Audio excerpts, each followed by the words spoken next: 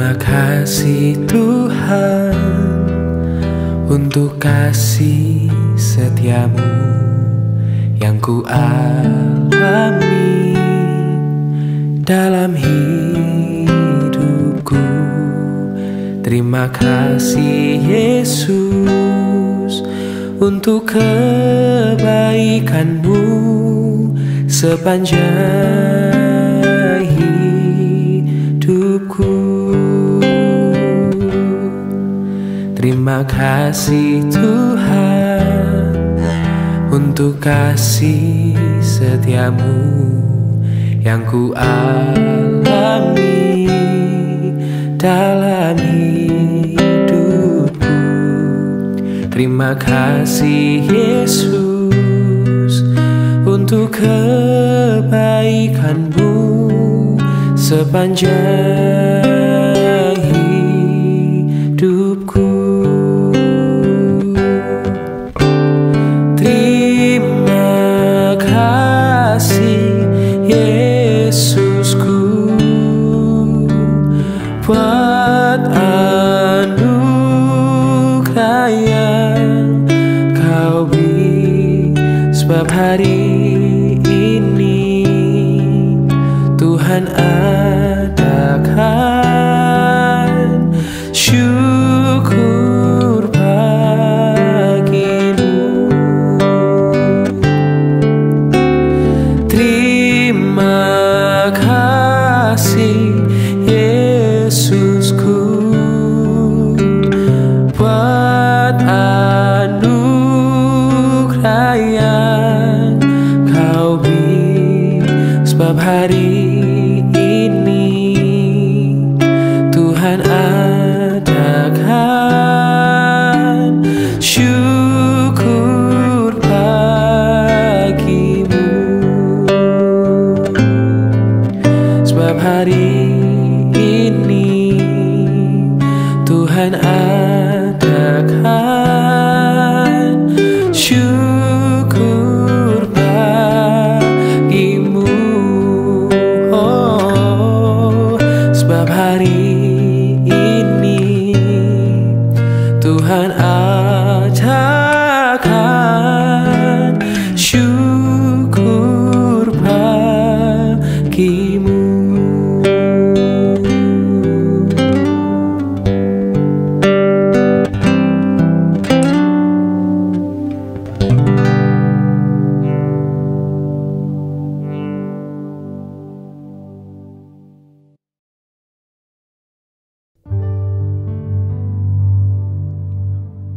Ketika Roh Kudus turun atas setiap kita, kita percaya bahwa kuasa Tuhan yang melingkupi setiap kita akan membawa damai bagi setiap kita. Dan kita percaya kita pada saat ini mau merasakan kasih dan kuasa Tuhan. Kuasa itu turun atas kita semua. Setiap umat Tuhan yang datang di dalam Tuhan pasti akan mengalami kuasa daripada Roh Kudus. Terima kasih Tuhan. Haleluya.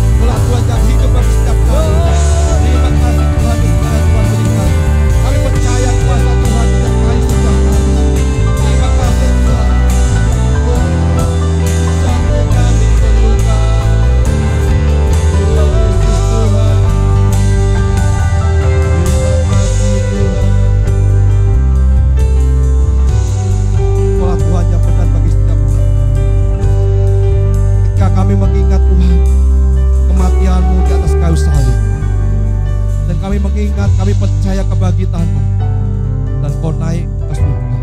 Dan kami percaya Tuhan, Kau tak pernah meninggalkan kami sebagai yatim piatu. Karena Kau berjanji memberikan kepada kami Roh Kudus yang akan memberikan kami kebenaran. Roh Kudus yang akan menghibur kami. Dan Roh Kudus yang akan menyertai kami. Terima kasih Tuhan. Hati kami lingkup dengan kuasa Tuhan.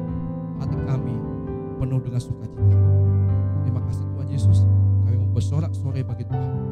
Bila sukacita kami yang daripada surga melimpah sepanjang kehidupan kami. Di dalam nama Yesus, haleluya. Amin. Mari saudaraku, kita mau bersukacita dalam Tuhan. Kita mau melewati siang dan malam. Kita percaya bahwa perlindungan Tuhan akan menyertai bagi setiap anak-anak Tuhan. Kita harus bersandar teguh kepada Tuhan karena Dia adalah sandaran yang sejati dalam kehidupan kita. Mari kita percaya kasih Tuhan ada di dalam kita. Tuhan sudah membebaskan kita. Hey!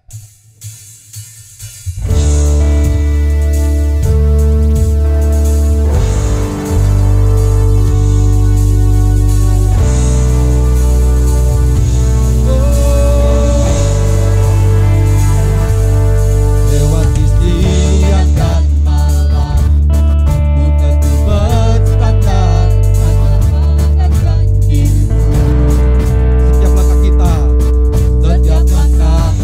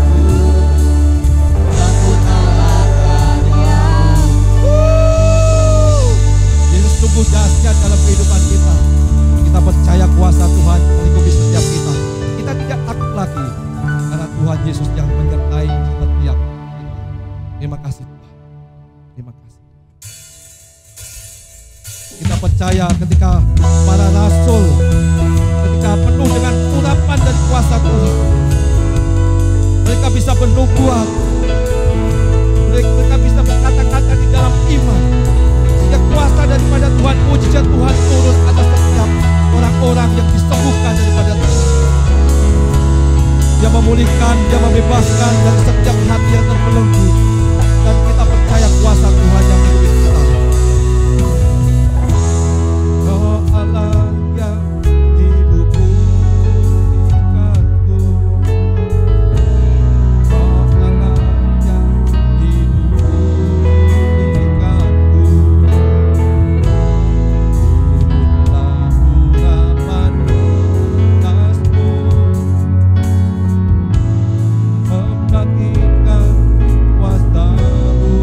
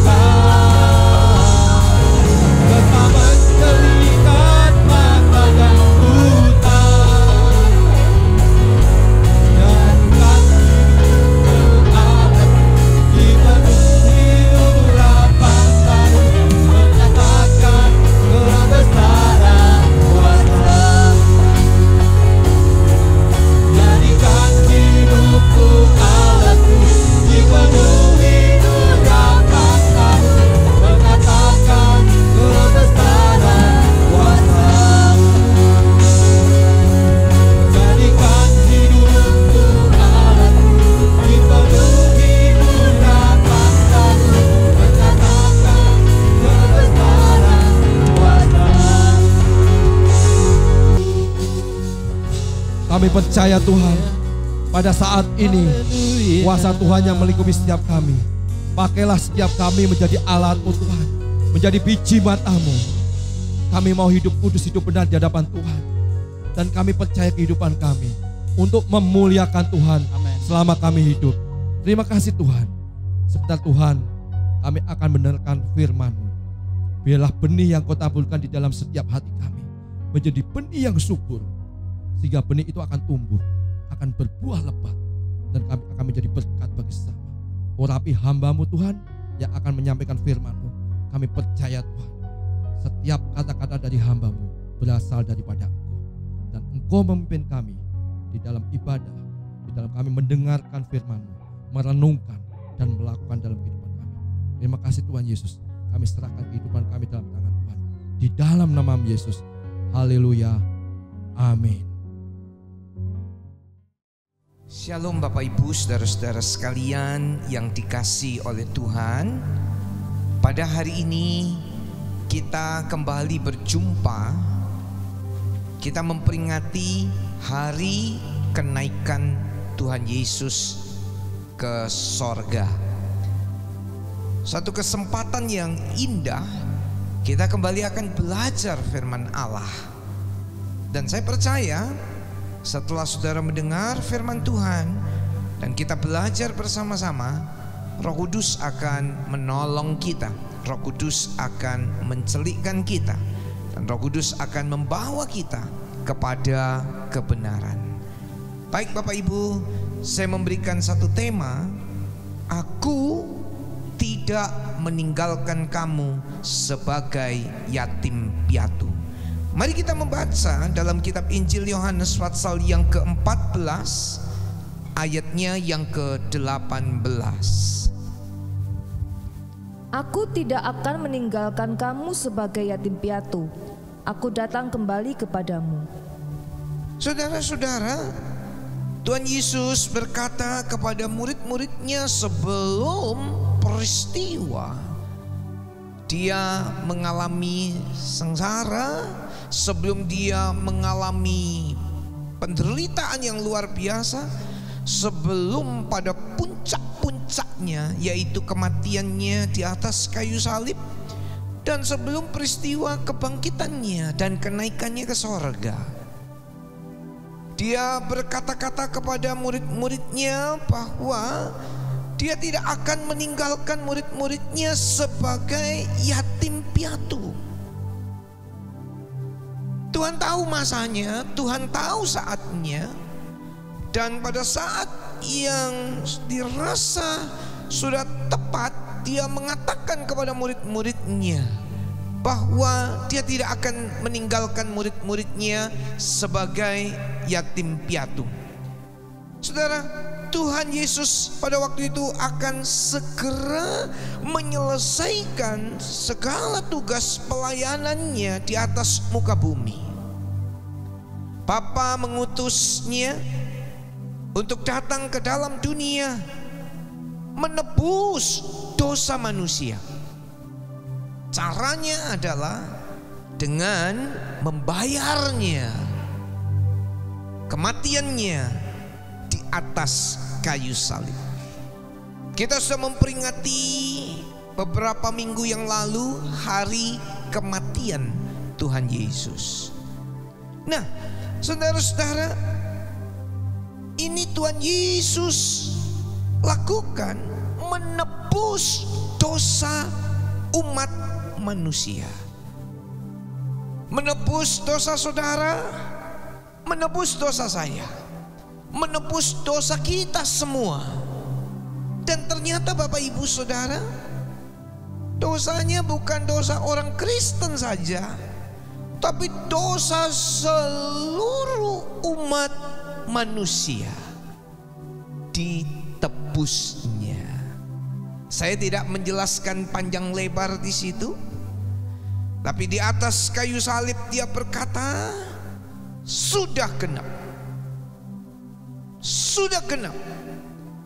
Apa yang ditugaskan oleh Bapanya, apa yang diberikan mandat oleh Bapanya untuk dikerjakan oleh Yesus di atas muka bumi, semuanya sudah dilakukan, semuanya sudah dikerjakan. Jadi dia berkata, sudah genap, sudah selesai, finish. Saudara, Tuhan Yesus akan kembali kepada Bapa yang mengutus dia. Kita akan baca dalam Injil Yohanes 16 ayat yang ke-4b sampai dengan ayat yang ke-5. Hal ini tidak kukatakan kepadamu dari semula, karena selama ini aku masih bersama-sama dengan kamu. Tetapi sekarang aku pergi kepada Dia yang telah mengutus aku, dan tiada seorang pun di antara kamu yang bertanya kepadaku, kemana engkau pergi? Ya, saudara-saudara, ketika saatnya sudah dekat, Tuhan Yesus sudah tahu waktunya ini. Dia mulai mengungkapkan kepada murid-muridnya bahwa dia akan pergi kepada Bapa yang mengutus dia. Dan apa yang terjadi ketika Yesus kembali kepada Bapa? Dia sudah tahu bahwa murid-muridnya akan berduka cita, saudara-saudara. Coba kita lihat ayat yang ke-6. Tetapi karena aku mengatakan hal itu kepadamu, sebab itu hatimu berduka cita. Ya, murid-muridnya berduka cita ketika mendengar kabar ini, dan murid-muridnya juga berduka cita pada saat peristiwa itu terjadi.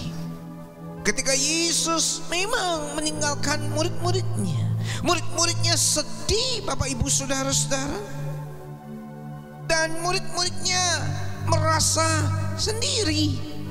Jadi dalam ayat yang ke-18 pasal yang ke-14, Tuhan berkata, aku tidak akan meninggalkan kamu sebagai yatim piatu.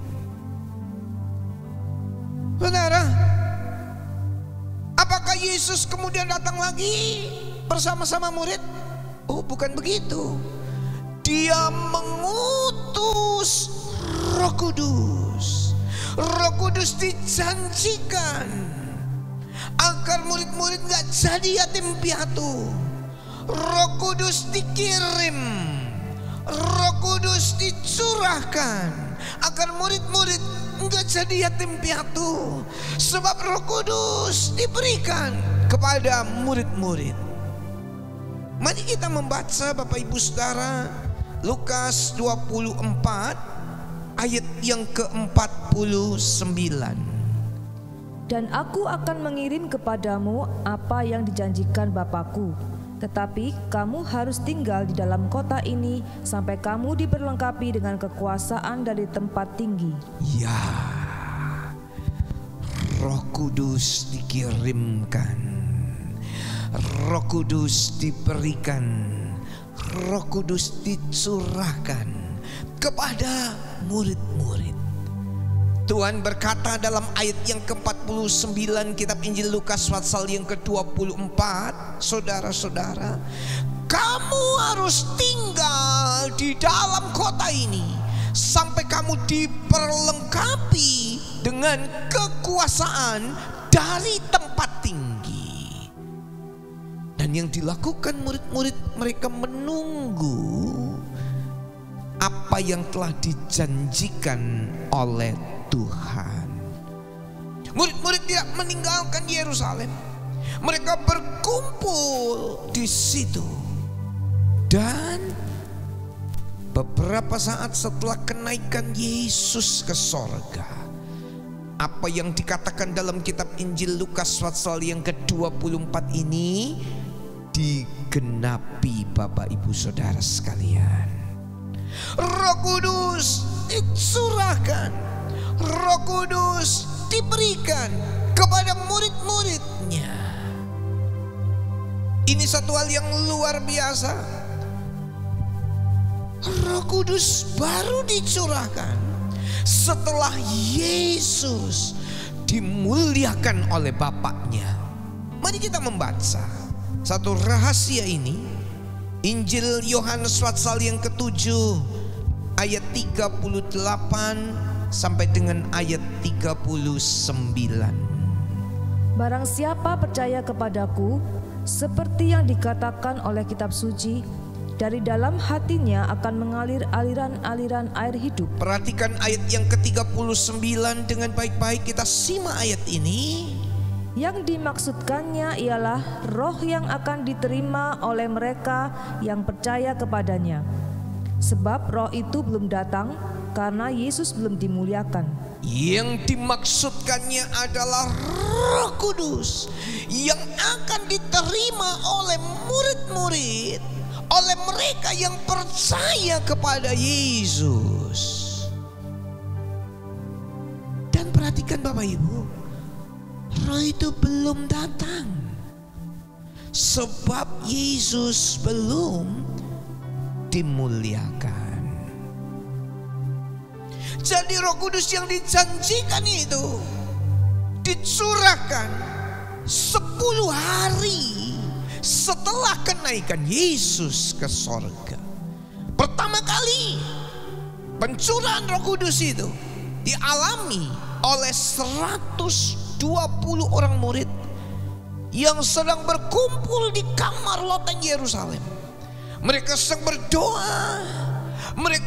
berdoa, dan disitulah Roh Kudus dicurahkan ke atas mereka. Mereka mulai berkata-kata dengan bahasa-bahasa yang baru. Dan luar biasa Bapak Ibu, murid-murid tidak menjadi yatim piatu. Roh Kudus menyertai murid-murid. Roh Kudus memimpin murid-murid. Roh Kudus bersama-sama dengan murid-murid. Bahkan belum berhenti sampai zaman Kisah Para Rasul itu.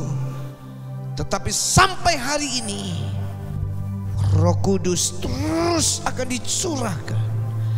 Siapa yang mau membuka hatinya, siapa yang mau percaya, dia akan menerima janji Tuhan ini, yaitu Roh Kudus yang dijanjikan oleh Tuhan. Bapak Ibu saudara-saudara, ada orang yang mengatakan begini, saya sudah dibaptis air Pak Pendeta, dan ketika saya dibaptis air, saya sudah dibaptis dengan Roh Kudus. Pertanyaannya adalah, apakah baptisan air sama dengan baptisan Roh Kudus? Saudara-saudara, saya akan tunjukkan apa yang dikatakan oleh Alkitab.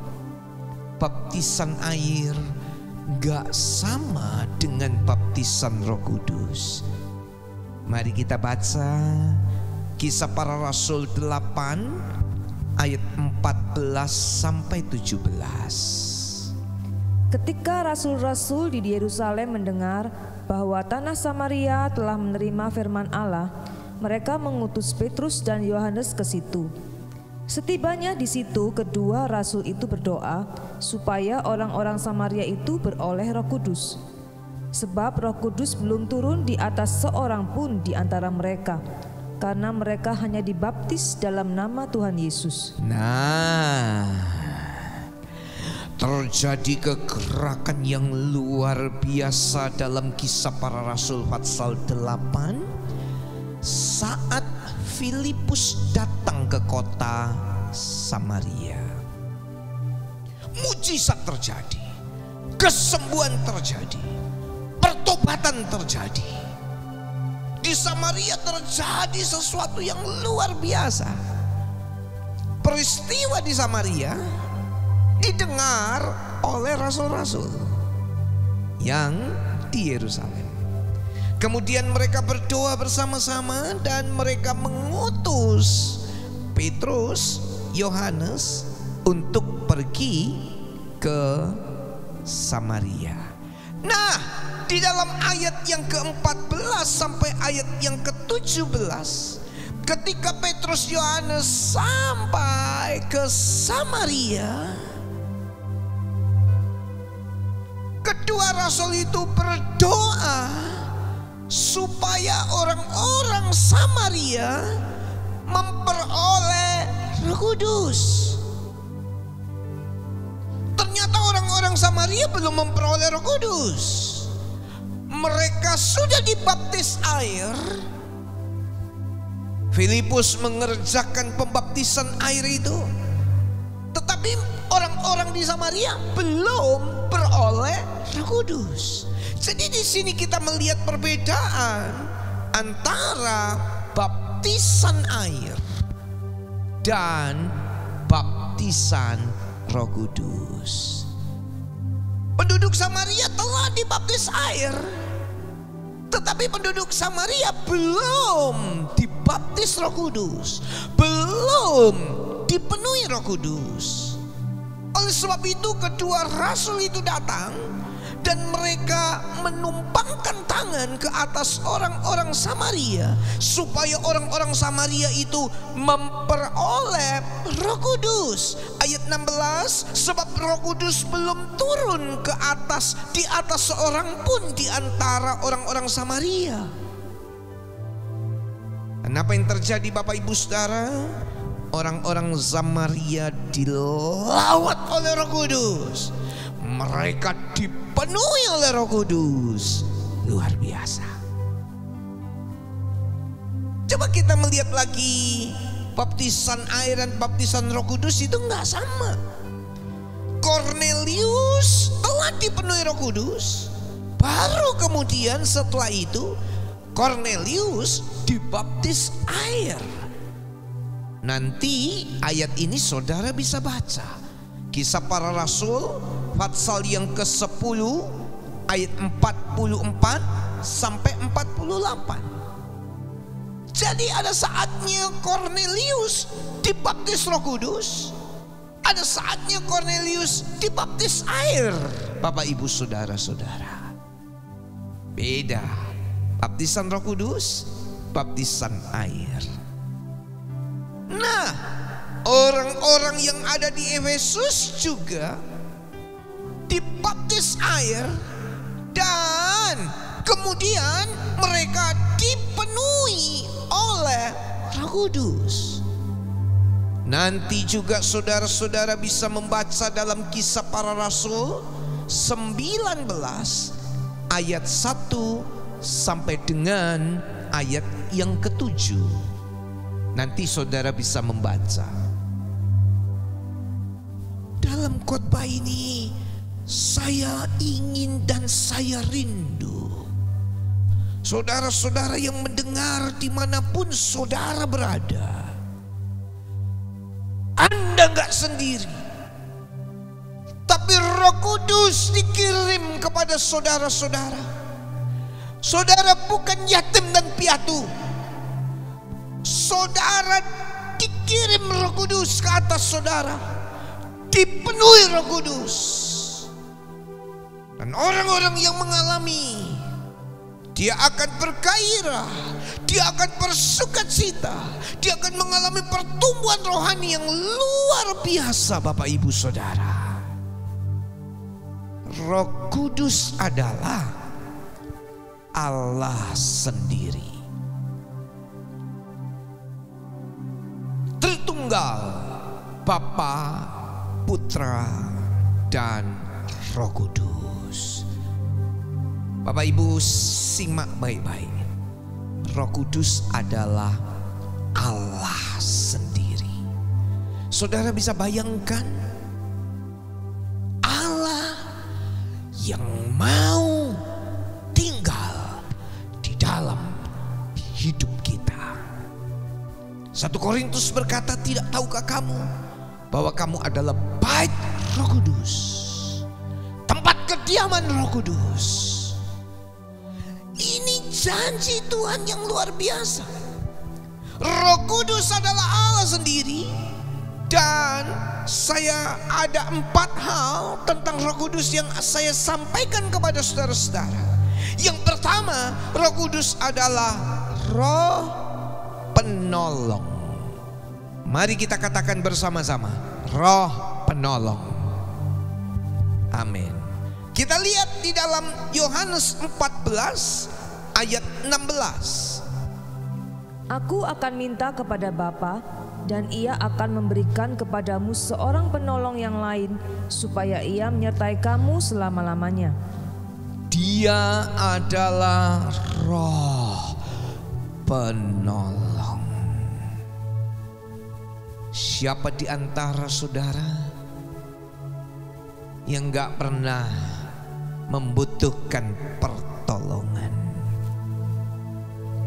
Saya kira gak ada, Bapak Ibu. Semua pernah mengalami persoalan, semua pernah mengalami kesulitan, semua pernah mengalami masalah. Roh Kudus adalah Allah sendiri, dan Dia adalah Roh Penolong. Betapa luar biasanya kalau Allah itu ada di dalam kita. Dia Roh Penolong yang mau menolong hidup kita. Manusia ini rapuh, Bapak Ibu Saudara-saudara. Manusia ini lemah, Bapak Ibu Saudara-saudara. Ketika kita mendengar berita-berita yang menakutkan hari-hari ini tentang pandemi global COVID-19, banyak orang mengalami ketakutan.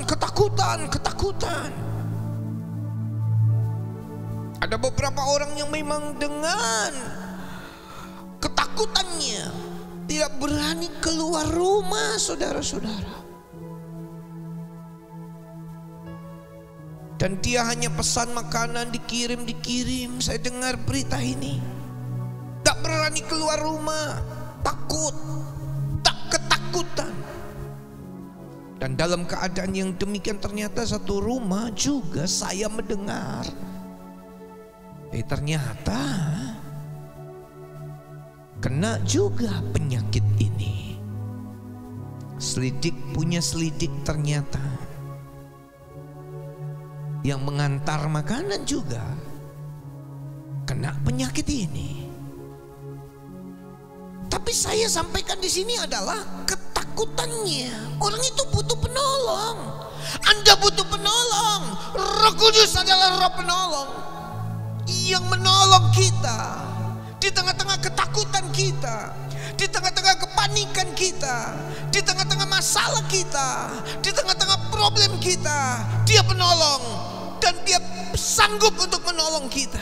Haleluya. Yang kedua, Bapak Ibu, Roh Kudus adalah Roh kebenaran. Yohanes 14 ayat yang ke-17, yaitu Roh kebenaran. Dunia tidak dapat menerima Dia, sebab dunia tidak melihat Dia dan tidak mengenal Dia. Tetapi kamu mengenal Dia, sebab Ia menyertai kamu dan akan diam di dalam kamu. Roh kebenaran. Berapa banyak orang-orang percaya kepada Tuhan, seringkali ketika membaca firman Allah gak ngerti apa ini maksudnya. Dibaca gak ngerti. Bapak Ibu dengar baik-baik. Ketika Roh Kudus turun ke atas saudara, Roh Kudus akan membawa saudara membuka pengertian dalam hatimu, dalam hidupmu, sehingga engkau akan bisa mengerti bahkan rahasia-rahasia Allah yang dalam-dalam, rahasia-rahasia Allah yang kadang sulit kita mengerti. Roh Kudus akan membawa saya dan saudara kepada kebenaran. Dia Roh kebenaran. Dalam hal-hal lain kadang-kadang kita sulit untuk mengerti, tapi Roh Kudus akan menuntun kita, akan memimpin kita, akan membawa kita kepada kebenaran. Yang ketiga, Bapak Ibu, kita akan melihat Roh Kudus adalah Roh penghibur. Injil Yohanes pasal yang ke-14 ayat yang ke-26. Tetapi penghibur, yaitu Roh Kudus yang akan diutus oleh Bapa dalam namaku, dialah yang akan mengajarkan segala sesuatu kepadamu dan akan mengingatkan kamu akan semua yang telah kukatakan kepadamu. Penghibur. Berapa banyak orang Kristen mengalami kesusahan, mengalami tekanan dan himpitan, Bapak Ibu Saudara. Di beberapa daerah, Bapak Ibu, kadang-kadang di luar negeri terjadi. Orang yang percaya kepada Tuhan ditekan sedemikian rupa. Bahkan kadang-kadang kita mendengar di penjara orang yang menerima Yesus sebagai Tuhan dan Juru Selamatnya dianiaya. Tetapi kenapa orang Kristen yang percaya kepada Yesus dan Roh Kudus turun ke atasnya, dia bisa menghadapi masa-masa yang seperti ini? Jawabannya adalah karena Roh Kudus, Allah sendiri yang memberikan penghiburan. Saya perlu penghibur itu. Anda di rumah juga perlu penghibur itu. Saudara-saudara, ada satu kawan, dia cacat secara fisiknya. Kakinya susah jalan normal, sehingga harus pasang alat di kakinya. Bapak Ibu, waktu anak ini kelas 3 atau 4 SD, mamanya meninggal. Dan lewat 1 atau 2 bulan berikutnya, papanya meninggal. Cacat fisiknya, papa mamanya meninggal. Masa depannya bagaimana? Sedih pasti. Tapi dengar baik-baik Bapak Ibu, saudara kita ini tetap dapat penghiburan karena Roh Kudus menghiburkan dia. Anda perlu penghiburan. Saudara-saudara, luar biasa. Roh Kudus adalah Roh penghibur. Yang keempat, Roh Kudus adalah damai sejahtera. Kita membaca ayat yang ke-27 Injil Yohanes 14. Damai sejahtera ku tinggalkan bagimu, damai sejahtera-Ku kuberikan kepadamu, dan apa yang kuberikan tidak seperti yang diberikan oleh dunia kepadamu. Janganlah gelisah dan gentar hatimu. Orang cari damai. Kemana orang cari damai? Ke gunung tinggi-tinggi mencari damai. Ke lembah curam orang mencari damai. Pergi kemana-mana orang cari damai, tapi gak ketemu damai. Kabar baiknya, Roh Kudus dicurahkan. Dia memberikan damai dan sejahtera buat saudara dan saya. Di tengah-tengah keadaan yang demikian, Anda perlu damai dan sejahtera itu. Roh Kudus, Allah sendiri yang turun dan mau berdiam di dalam bait Allah ini, yaitu hidup kita, tubuh kita. Saudara-saudara, saya akan tunjukkan kepada saudara apa yang dikatakan oleh Alkitab. Ada 3 macam baptisan.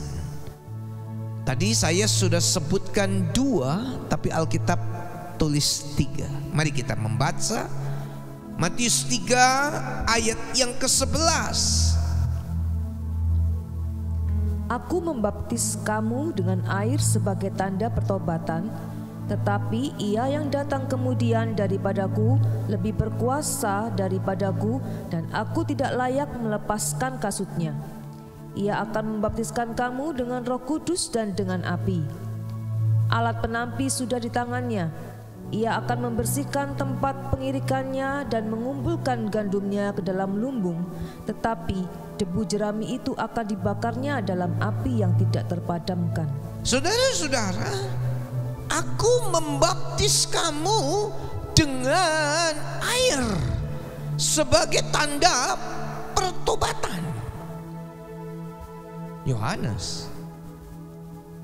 Tapi yang datang kemudian Yesus, dia membaptis dengan roh dan dengan api. Jadi perhatikan, ada 3 baptisan ya Bapak Ibu. Sambil kita dengar, kita ingat baik-baik. Yang pertama baptisan air, tanda pertobatan. Saya sudah dibaptis air tahun 1987. Saya dibaptis air, saya alami sukacita yang besar. Dan yang kedua, baptisan Roh Kudus. Baptisan Roh Kudus, Yesus yang membaptis dengan roh. Dia yang akan datang, dia yang akan membaptis kamu dengan Roh Kudus. Baptisan Roh Kudus, tandanya adalah bahasa roh. Bahasa roh. Dan yang ketiga, baptisan api. Apa baptisan api? Baptisan api adalah ujian akhir Bapak Ibu. Saya tidak menjelaskan panjang lebar dari ketiga baptisan ini. Tapi tentunya yang pertama, ketika saudara mendengar ini, siapa yang belum baptisan air, segera saudara daftarkan diri saudara ke gereja untuk ambil bagian dalam baptisan air, karena ini adalah kehendak Allah. Dan yang kedua, baptisan Roh Kudus. Beda baptisan air dan baptisan Roh Kudus. Dalam permulaan khotbah ini saya sudah terangkan itu. Saya sudah sampaikan itu, nggak sama. Cornelius dipenuhi Roh Kudus dan kemudian Cornelius dibaptis air. Jemaat di Samaria sudah baptisan air tapi belum penuh Roh Kudus, belum dibaptis Roh Kudus. Orang-orang Efesus juga demikian. Saya tidak terangkan lagi. Tapi ini perbedaan baptisan air dan baptisan Roh Kudus. Saudara-saudara, ada satu pertanyaan di akhir khotbah saya. Pertanyaan ini banyak ditanyakan, yaitu bagaimanakah caranya supaya saya menerima baptisan Roh Kudus? Saya belum berbahasa roh, saya belum dibaptis Roh Kudus. Saya dibaptis air tapi belum dibaptis Roh Kudus. Beda dibaptis air dan dibaptis Roh Kudus. Saya belum baptisan Roh Kudus. Bagaimana caranya? Saya berdoa Roh Kudus akan tolong kita dengan cara sederhana saja. Saya nggak pernah mengajari umat Tuhan untuk mengucapkan bahasa-bahasa, tidak, bahasa-bahasa yang baru, glosolali. Saya suruh saudara, saya ajarkan bahasa-bahasa itu, tidak. Tapi saya akan menunjukkan apa yang dikatakan oleh firman Allah. Yang pertama, mari ingat baik-baik. Roh Kudus itu kudus, suci. Jadi begini Bapak Ibu, kalau kita minta dibaptis Roh Kudus, kalau kita minta dipenuhi Roh Kudus, yang pertama kita ingat dulu, Roh Kudus, kudus, suci. Maka poin pertama, saya dan saudara-saudara harus minta ampun dulu akan dosa dan kesalahan kita. Saya mau tunjukkan begini, kalau kita minta ampun bukan begini Bapak Ibu. Tuhan, ampuni semua dosa saya. Itu cara praktis gampang dan mudah. Tapi saya coba menunjukkan kepada saudara-saudara, mari kita memeriksa dosa yang mana, salah yang bagaimana. Satu-satu kita mau bereskan kepada Tuhan. Kita ingat, kita sebut, kita ingat, kita minta ampun sama Tuhan. Satu-satu. Roh Kudus, kudus, suci. Wadahnya ini harus dibersihkan.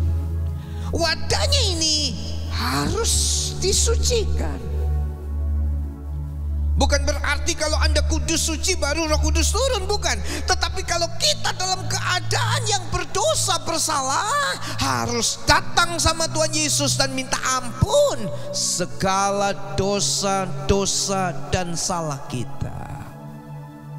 Sebut satu-satu dan minta ampun. Ketika saudara menyebutkannya, ketika saudara mengatakannya kepada Tuhan dan minta ampun, ingatlah apa yang saudara sudah minta ampun kepada Tuhan. Yakinlah Tuhan pasti ampuni saudara. Yang percaya katakan amin. Jangan diintimidasi sama setan. Kamu gak bisa diampuni, kamu gak layak, kamu gak bisa terima Roh Kudus, kamu gak layak di hadapan Tuhan. Kalau saudara sudah minta ampun, yakin, percaya, Yesus ampuni saudara. Itu yang pertama. Yang kedua, kita harus ngerti sama siapa kita minta baptisan Roh Kudus. Ada orang berkata begini, saya minta sama Pak Pendeta ya, supaya saya dibaptis Roh Kudus. Yang memberi Roh Kudus adalah, yang membaptis dengan Roh Kudus adalah Tuhan Yesus. Mari kita baca Injil Yohanes pasal yang pertama ayat yang ke-33. Dan aku pun tidak mengenalnya, tetapi Dia yang mengutus aku untuk membaptis dengan air telah berfirman kepadaku, jikalau engkau melihat roh itu turun ke atas seseorang dan tinggal di atasnya, dialah itu yang akan membaptis dengan Roh Kudus. Yohanes Pembaptis bilang, kalau kamu melihat roh turun ke atas seseorang, waktu Yohanes Pembaptis membaptiskan Yesus, ada Roh Kudus seperti burung merpati turun ke atas Yesus, yaitu dialah yang akan membaptis kamu dengan Roh Kudus. Dengar Bapak Ibu, yang membaptis dengan Roh Kudus adalah Yesus. Langkah kedua, datang sama Yesus untuk minta supaya Yesus membaptis saudara dengan Roh Kudus. Ini langkah kedua penting. Jangan salah alamat. Kalau kita kirim surat atau zaman sekarang email, kita masukkan alamat email itu, pasti nyampe. Zaman dulu surat, kita tulis surat, ada kode pos, kita kirim, alamat jelas, ada kode pos, nyampe surat itu. Alamatnya kepada siapa kita minta dibaptis Roh Kudus? Jangan salah. Alamatnya datang minta sama Yesus, karena dialah yang membaptis dengan Roh Kudus. Yang kedua, yang pertama minta ampun dosa kita. Yang kedua, datang sama Yesus, minta sama Yesus. Yang ketiga, kita menerimanya dengan iman, yakin, percaya. Galatia pasal yang ketiga ayat yang ke-14. Yesus Kristus telah membuat ini supaya di dalam Dia berkat Abraham sampai kepada bangsa-bangsa lain, sehingga oleh iman kita menerima roh yang telah dijanjikan itu. Oleh iman kita menerima roh yang telah dijanjikan itu. Roh Kudus tolong kita ya. Oleh iman.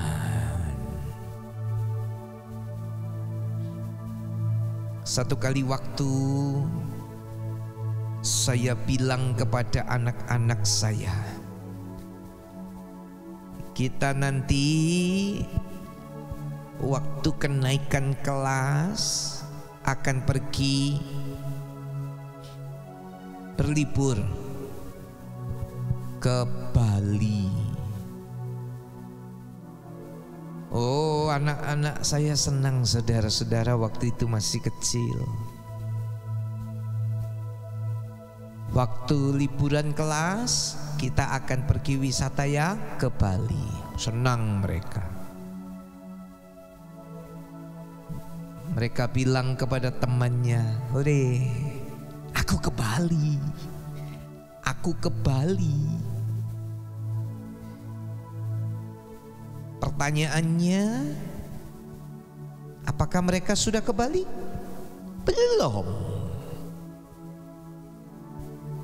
Tiket pesawatnya udah dibeli?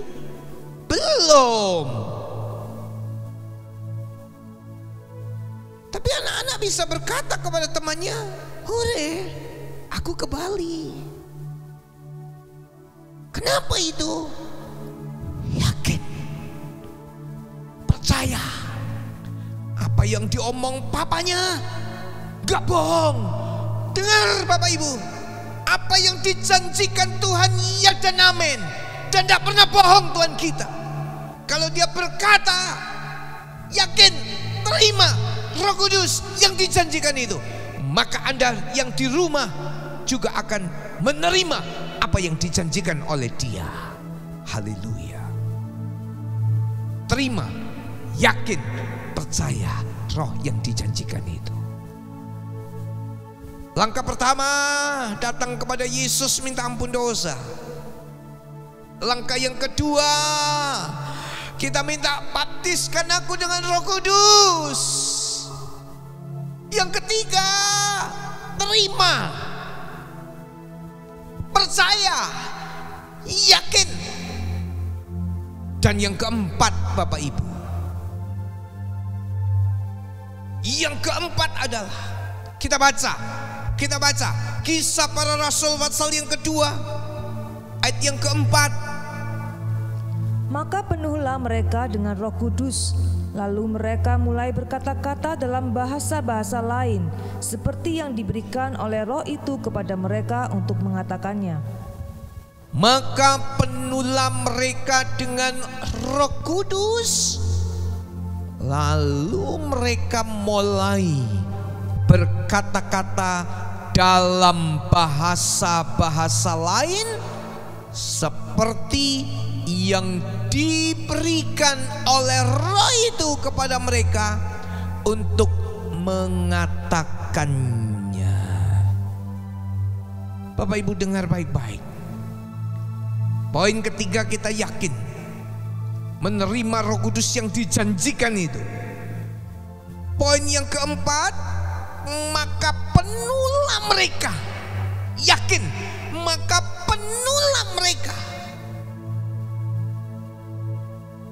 Ayatnya, maka penuhlah mereka dengan Roh Kudus, dan mereka mulai berkata-kata dalam bahasa-bahasa lain. Roh Kudus turun ke atas saudara. Saat ini Roh Kudus turun ke atas saudara.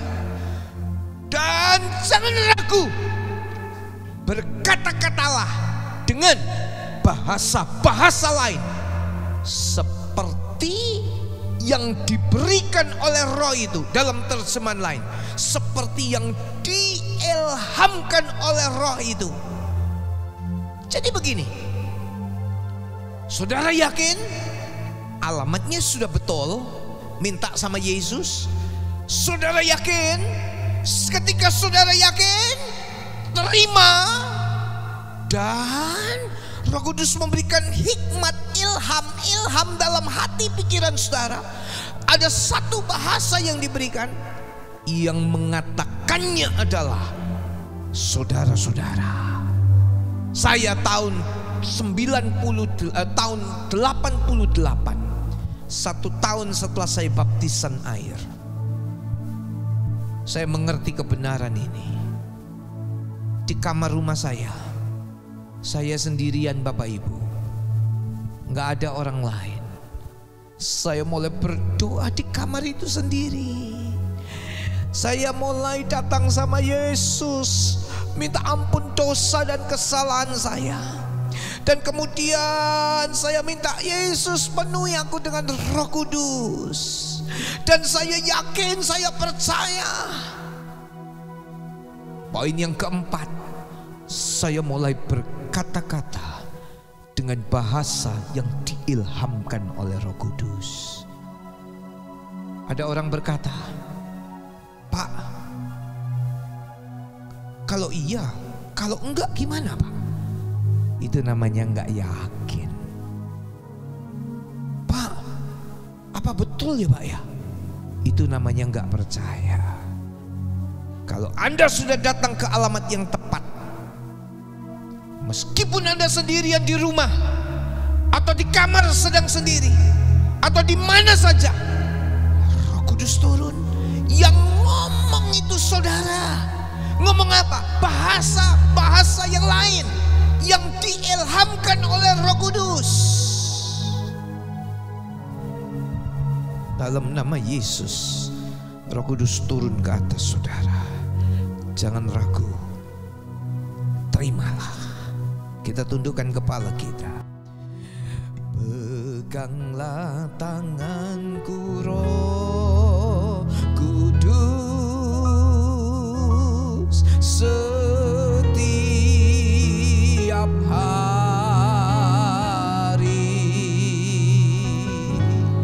Ku tak dapat jalan sendiri tanpa Roh-Mu.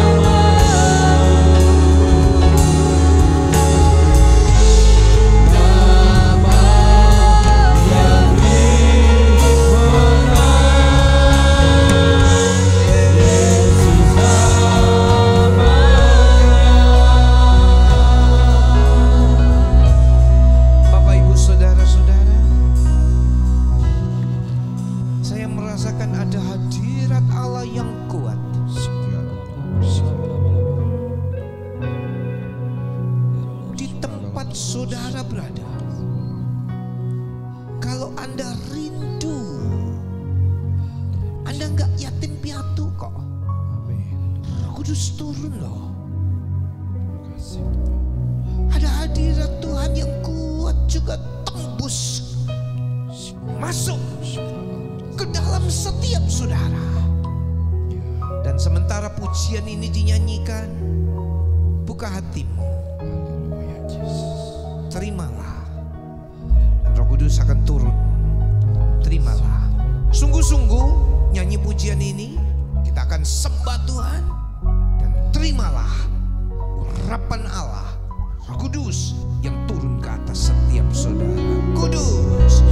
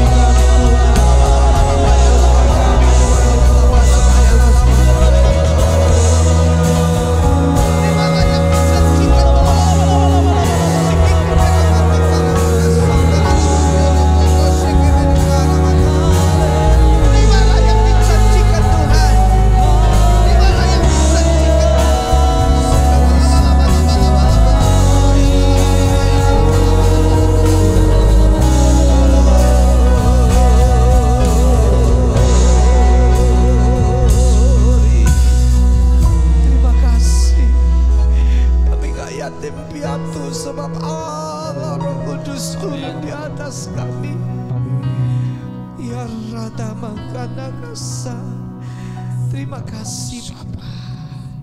Terima kasih Tuhan Yesus.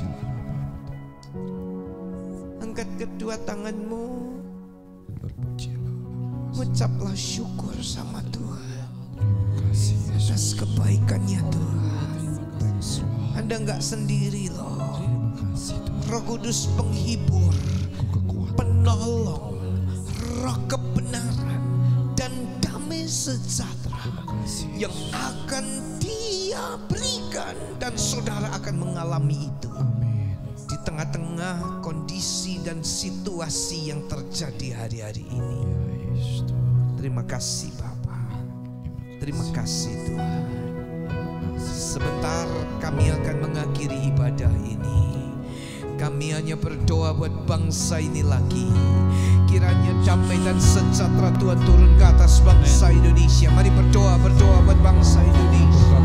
Indonesia diberkati Tuhan. Indonesia diberkati dan dipulihkan Tuhan. Di dalam nama Yesus. Lagi kami berseru. Pulihkan Indonesia. Indonesia.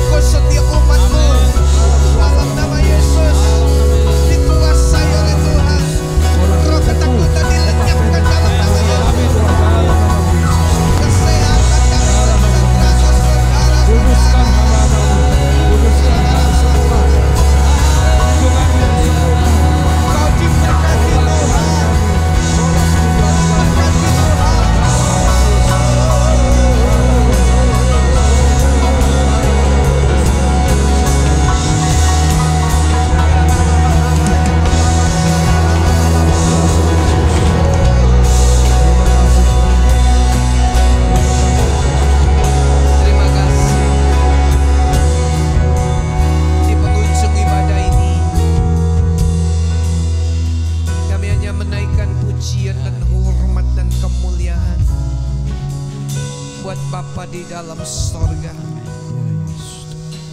Angkat kedua tangan saudara dan terimalah berkat-Nya Tuhan.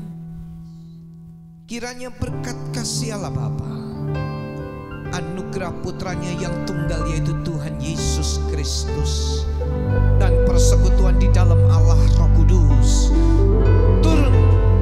turunlah menyertai saudara-saudara semua saat ini sampai Yesus datang kembali. Dalam nama Yesus, dalam nama Yesus. Terima kasih.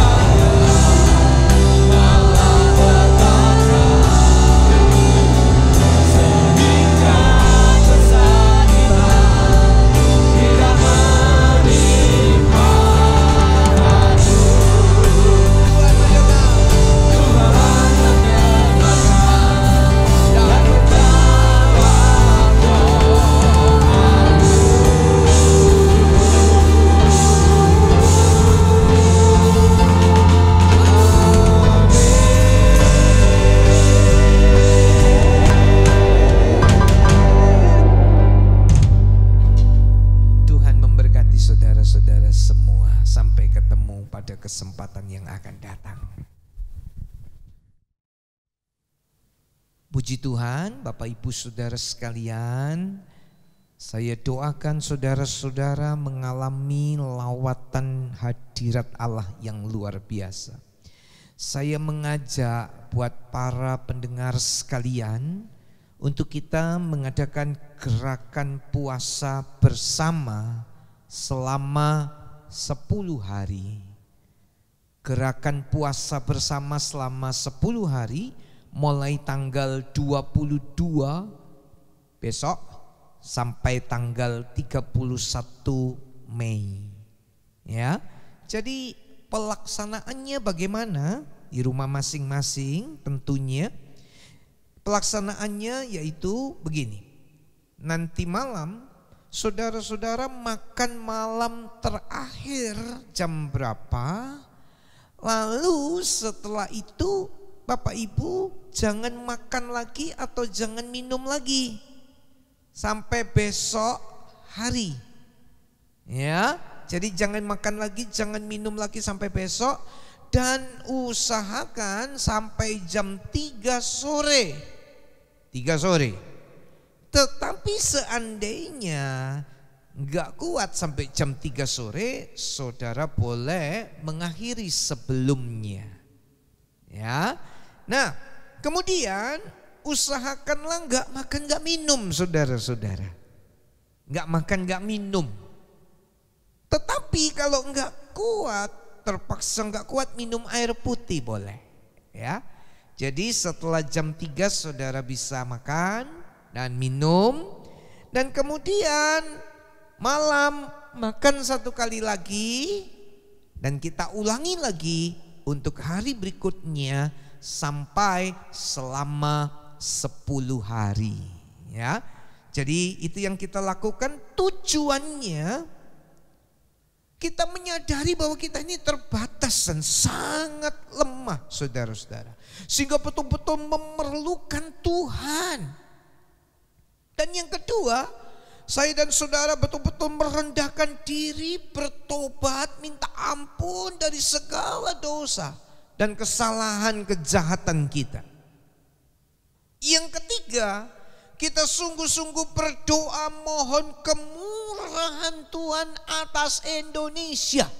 Jadi dalam doa puasa kita minta kemurahan Tuhan, lawatan Tuhan, pemulihan Tuhan untuk Indonesia. Dan yang keempat, kita berdoa buat kota-kota di mana kita tinggal. Ada yang di luar kota, luar negeri, luar pulau. Kita berdoa buat kota-kota di mana saudara tinggal. Dan yang kelima, kita berdoa agar kita mengalami janji Tuhan, yaitu Roh Kudus yang dijanjikan itu. Kita dipenuhi oleh Roh Kudus. Nah, Bapak Ibu Saudara, satu hari kita akan ada 2 kali pertemuan doa, yaitu jam 12 sampai setengah 1 siang. Kita berdoa bersama-sama lewat Facebook.